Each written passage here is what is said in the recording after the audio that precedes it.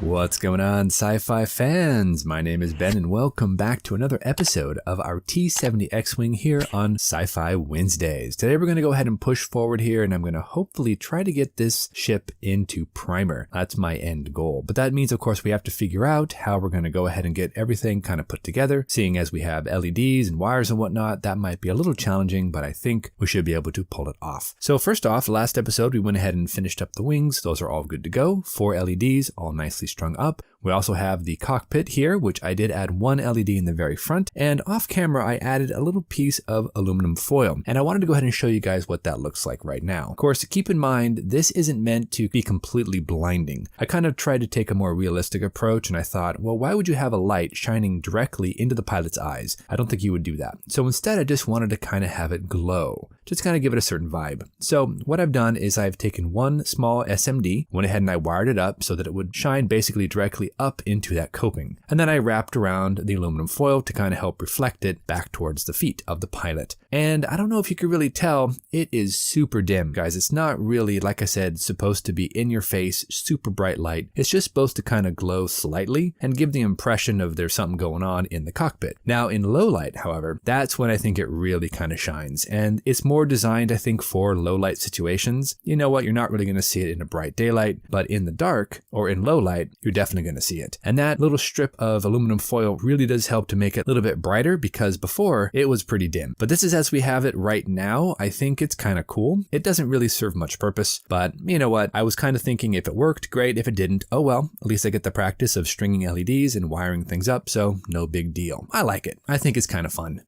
Now, of course, having LEDs and whatnot, we need to go ahead and figure out how to get the wires from the ship down to the base. And I actually picked up some of this brass tubing over at Hobby Lobby. It wasn't a lot. It's like $6 or so, but they gave you 3 different sized lengths of tubing. And this middle size fits perfectly right up there where the original stand would normally go. So this is going to give us a nice path for all of our LED wires. So that should be a pretty decent way to do it. Plus, it's a very tight fit in there too. So I don't think it would take much glue to go ahead and make sure it's not going to fall out. Of course, that begs a question, where exactly am I going to make my connections for all of these LEDs? Am I going to make it here in the back of the fuselage, or am I going to go ahead and push everything down through the fuselage and make it right outside the aircraft in that little tubing? And I think what I'm going to do is I'm going to go ahead and push everything down through the fuselage, go ahead and solder everything to some ribbon cable, which then will run down the rest of the way into the base. That way I have plenty of room to solder, because if you go ahead and put this up into the fuselage, there's just not a lot of room for large amounts of soldering. So I don't think it's going to be a good idea to try to shove everything down between the pivot point of the S-foils and the bottom of that fuselage. So instead, I'm going to go ahead and make that connection on the outside, basically where the tubing is going to go, and then the tube will go ahead and cover over that, keeping everything out of sight, and it should be fine. Now moving forward, let's go ahead and jump into our first time lapse, guys, and I want to go ahead and focus on reassembling the entire fuselage and all the little bits and pieces. That of course means I'll need to figure out how to solder all these wires together, go ahead and attach them to our ribbon cable. Then after that's all kind of figured out, I'll go ahead and take the canopy, I'll mask that all off, and then I'll install that and get that ready for paint and primer. I think with this ribbon cable and all the connections being on the outside of the X-Wing, I think it's going to be a lot more manageable and a lot easier for me. So let's go ahead and dive right on in, guys. Push forward, see what we can do, get out our soldering iron, get out all of our necessary tools, and let's get this X-Wing looking awesome.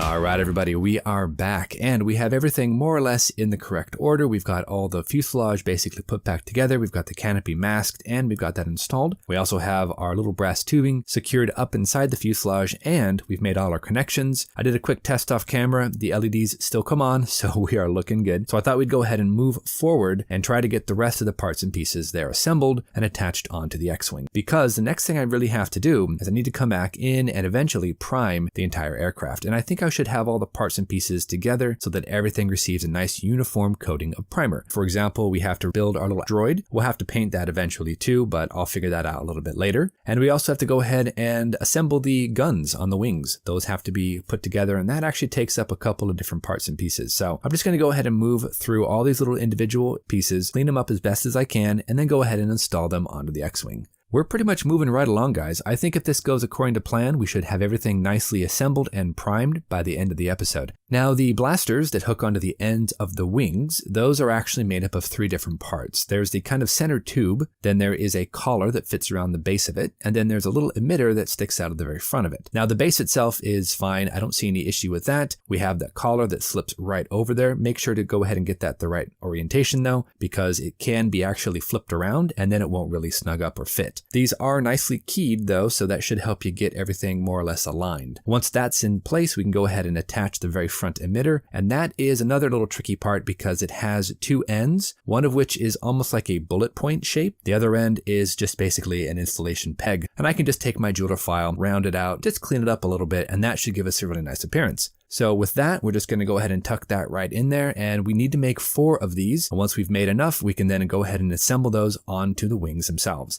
Just go ahead and fit that right inside. Again, it is keyed, so it only goes one direction. And we get that in place. Yeah, looks pretty cool. It is a little bit warped though, so we can probably gently kind of nudge that over to make sure it's a little bit more aligned. But other than that, yeah, we're looking pretty good. Drop the second one on, and then we'll go ahead and wrap the other 2 up on the other wings. We are ready to go ahead and move forward, guys. We're getting really close to priming.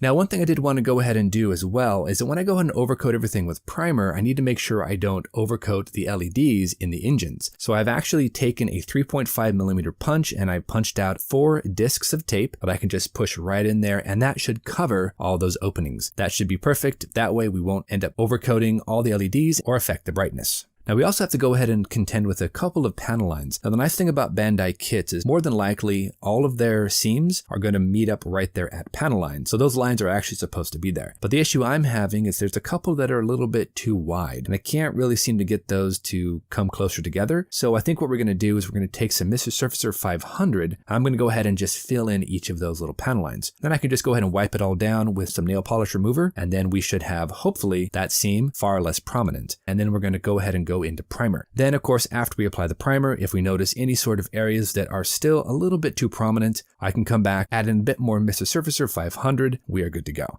So let's go ahead and dive into our second time lapse, guys. We're going to go ahead and move over to the spray booth, paint up the canopy framework with a NATO Black, and then we'll come in with our Stalin gray primer and see how it goes. Let's do it, guys. Let's push on.